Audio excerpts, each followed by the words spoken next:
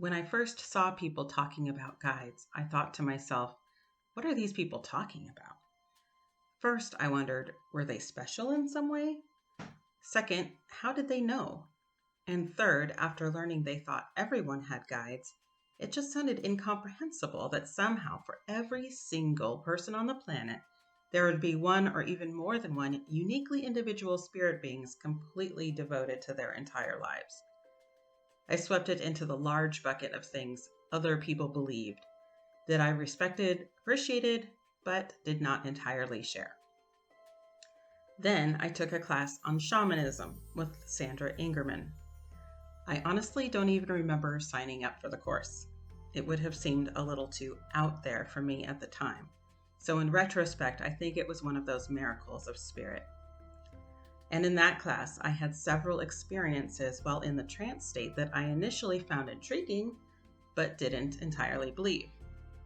Two entities continuously showed up. One was a terrifically fierce and loving mama bear, and the other I was intimidated by and kind of ignored at first. A very tall and wise-looking indigenous man from North America who would occasionally show up as an eagle. Again, despite the fact that these two kept showing up, I wasn't completely investing myself in anything just yet. And then, for practice, one of the other students in the class suggested we journey for each other, and my jaw hit the floor when she reported back to me what she'd experienced.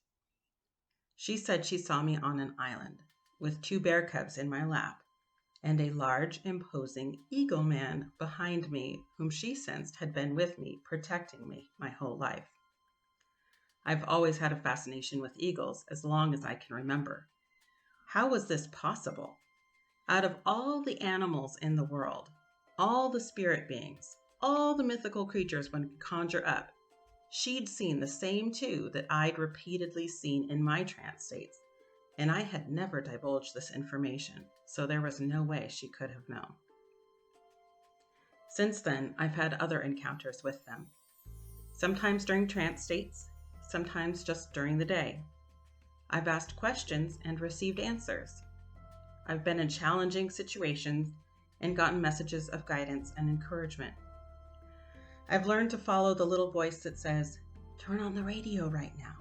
And sure enough, a song with a message I need to hear will come on. Or I'll find myself humming a tune I didn't remember hearing recently that will carry some important meaning. Or a YouTube video that wasn't on my playlist will suddenly start playing that is helpful and relevant in some way. Not to mention the spot-on readings from tarot. It's such a blessing, such a comfort to know they're here, along with my ancestors, guardian angels, and so many others.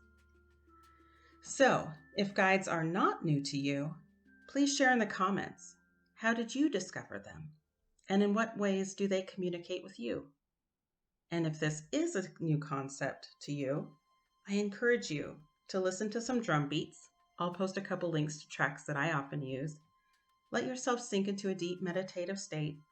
Bring in some protective energy from Source and ask for your guides that are directly connected to Source to please reveal themselves to you and see what happens. Some people hear their guides. Some just have a sense of knowing. And some, like myself, see images in their mind but don't necessarily hear anything. And come back and let us know what you experienced.